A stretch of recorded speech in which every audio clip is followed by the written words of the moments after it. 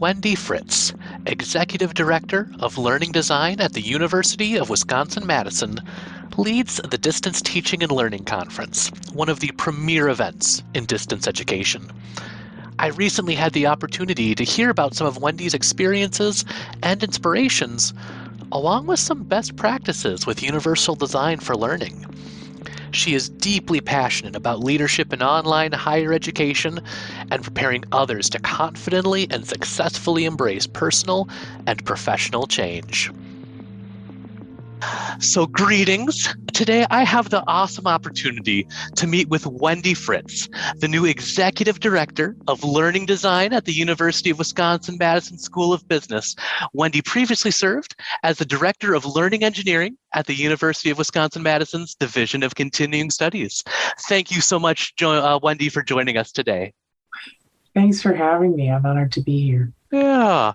So I have really enjoyed this year having a chance to talk with people who work in education, hear a little bit about their story. I'm interested in learning about people's stories and their influences. And, as an example, a great teacher can make a lifelong impact in the lives of students. So Wendy, I'll ask you to tell me about an inspirational teacher that you had, and how have they impacted your own work in education?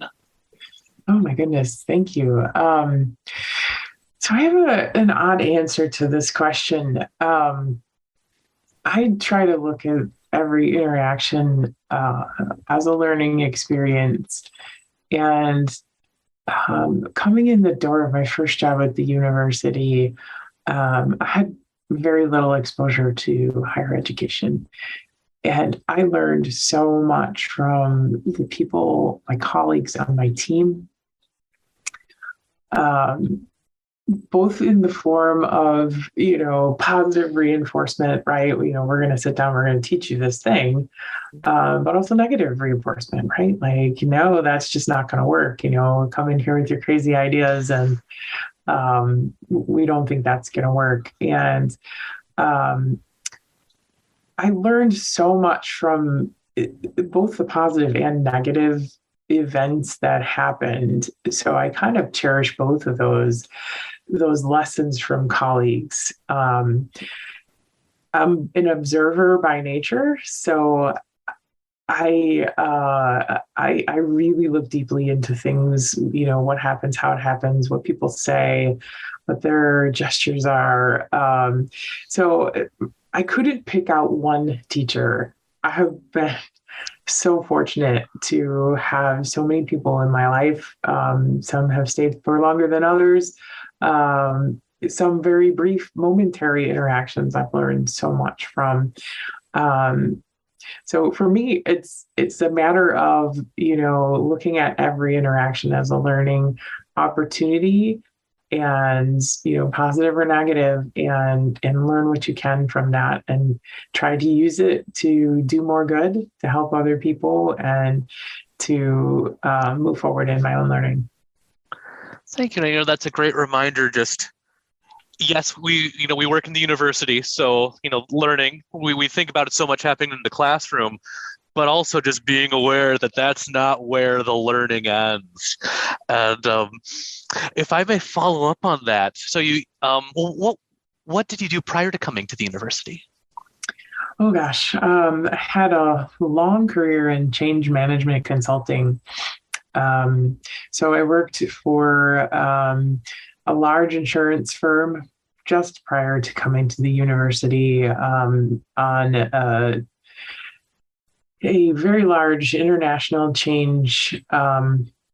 This particular insurance company grew itself by buying smaller insurance companies. So they ended up with very disparate systems that weren't talking to each other. So I was on a team that helped bring all of that technology together, identified a system, and then launched it across the country, trained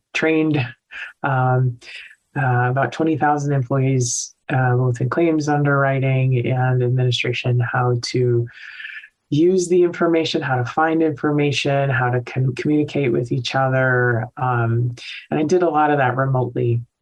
And it was pretty new at that time to be able to teach at a distance. So that was some hard and fast experience, learning experience about what to do and what not to do. Learned a lot about adult pedagogy in that situation, what people were willing to do, what they were not willing to do, and how people needed many exposures to information in many different ways to be able to take that in and assimilate it and use it in their everyday life. Prior to that, I was an external change management consultant for a company that did office equipment. So we did a lot of paperless office transitions. I did a lot of converting copy centers and mailrooms into external relationships, which can be really touchy when you go into a place and an employer says, "Okay, we're going to outsource this service now. You're all going to work for this external service now, or you don't have a job." So I learned a lot about people there and about helping people change and embrace a really tough situation and make the best of it. Prior to that, I was a graphic artist, graphic and fine artist. I did billboards for a living, did a lot of painting and illustrating. Wow. So, I mean, with lots of varied, I mean, there's a breadth of experience. If I may just to highlight some of the things you've mentioned, just that empathy that we develop and bring, and also just working with adult learners. I love, can you talk just a little bit more about when working with adult learners, things that, as educators, it's so often that we do what our teachers did. Can you talk just a little bit more about when you're working with adult learners about how, well, it's a little bit more involved with this and we need to be a little bit more intentional? Yeah, one of the I teach this concept now, and it's really exciting to me, and I think it's pivotal thing. I use a bell curve a lot to illustrate change. And I tell people, if you can kind of imagine in your mind's eye a bell curve, right? There is a population underneath the bell curve. There is a population outside ahead of the bell curve on any change that you're thinking about. And there is a population of folks on the backside of that curve that are just kicking their heels and saying, not going to happen. One of the concepts that I found so valuable in thinking about how to complete an effective change is, who do you influence, right? Who do you get to help you? And change is learning, right? Learning is change. You're learning to do something different no matter what the change is. Leveraging the people on the outside of the bell curve, I have found to be the fastest way to change with the least amount of disruption, right? And again, this goes for learning too. Taking your champions, pairing them with your resistors, right? The people who are maybe not necessarily excited about whatever it is they have to learn or do differently. Paying the most attention to those two sides of the bell curve. The people underneath the bell curve, they're going to kind of go with the flow no matter what happens, right? You're going to get what you get from them. But you can get outstanding results from the people who are very interested on that champion side of the curve. And you can affect the greatest amount of change if you spend your time trying to influence those people who are most against what you're trying to do. Sorry, that was probably a little more than you. No, this is exciting to think about. And again, I love just multidisciplinary ideas, or just to say in the real world, just recognizing the different experiences that people bring and how they shape ideas that impact people's lives for the better. So no, thank you for that illustration. I think that's very interesting. True. Yeah, yeah. Um, so it could be related to that, or it could be related to something else. But what about distance teaching and learning? Are you excited about right now? This could be in your new role or just in general. I'm super excited. Because I feel like, 5 years ago or so, thinking about distance teaching and learning, it was still kind of new.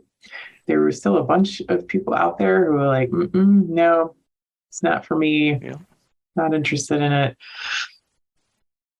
The pandemic, as awful as it was, provided some lift for marginalized populations to access education in brand new ways and opened people's eyes a little bit for some of the challenges, right? That people have struggled to reach education. Those challenges are now going away because everyone was forced with dealing with, okay, how do I manage this remote classroom, right? So everybody got a little taste of it, whether they wanted to or not. And, again, it's not for everyone.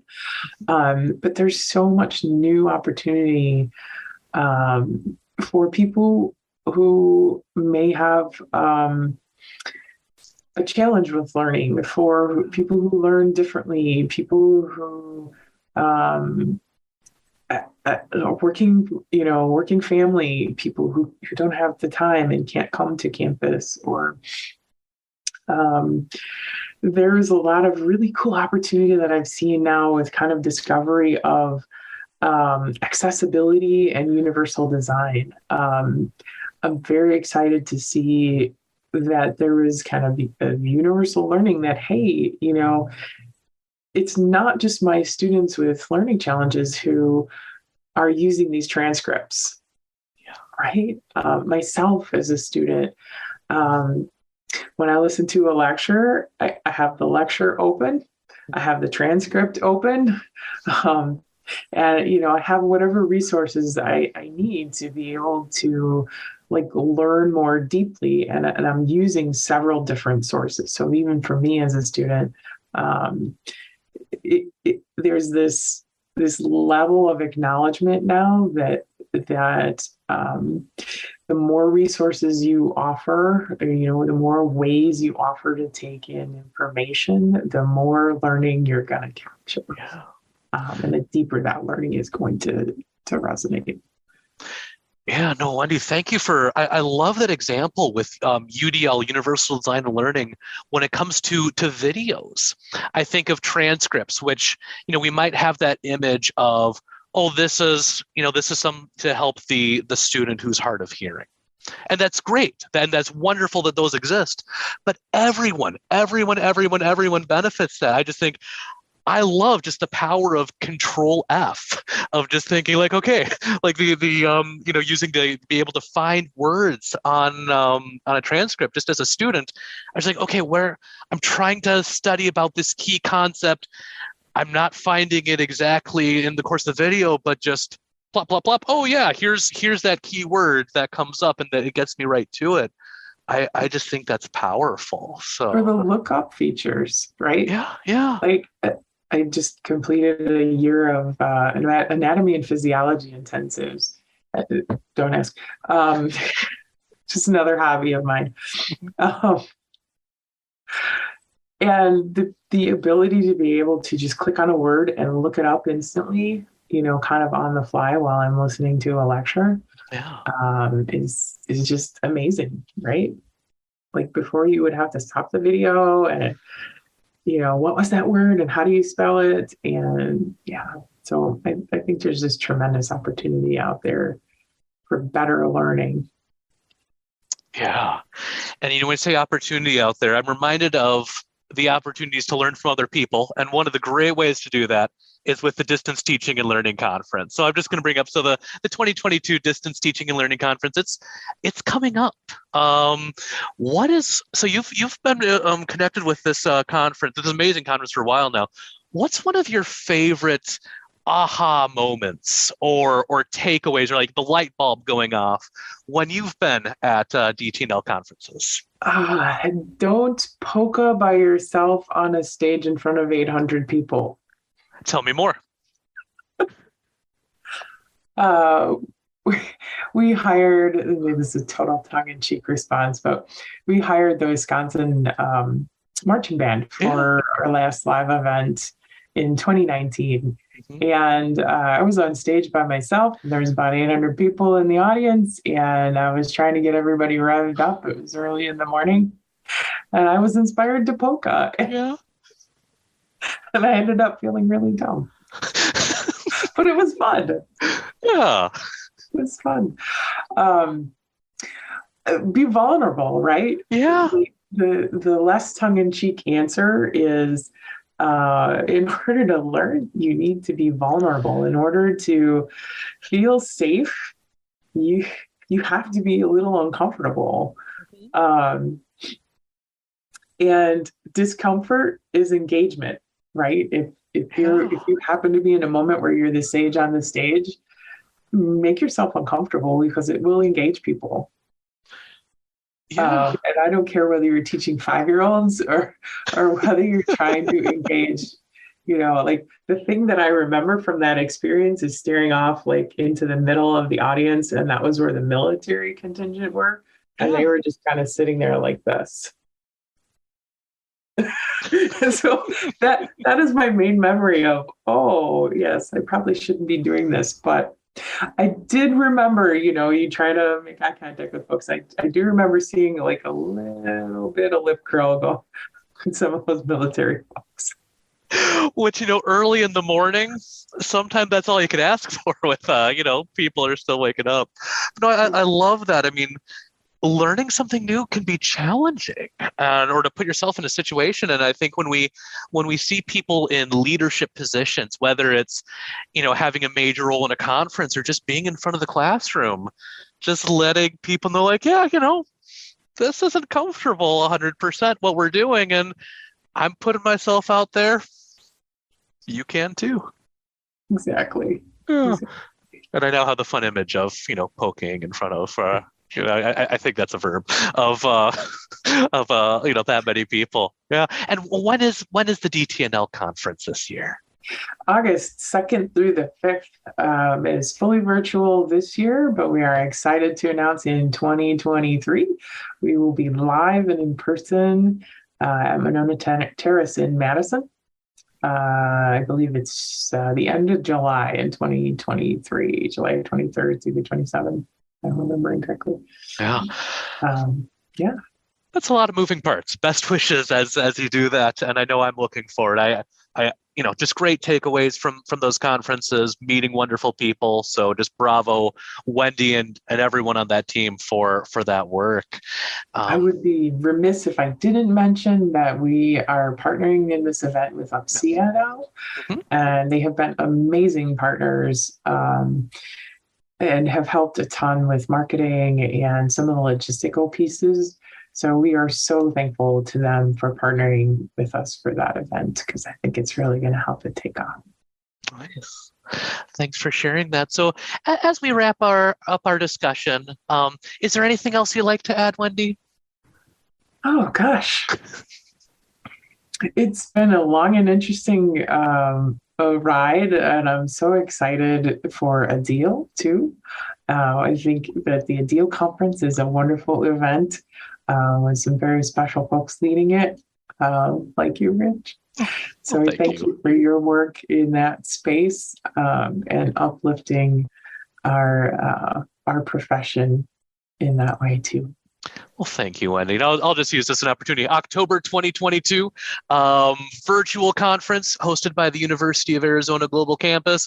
You'll find more information coming out for proposals and how to attend. So thank you, Wendy, for that shout out too with, again, the Association for Distance Education and Independent Learning. Wendy, thank you so much for sharing your time, sharing your insights.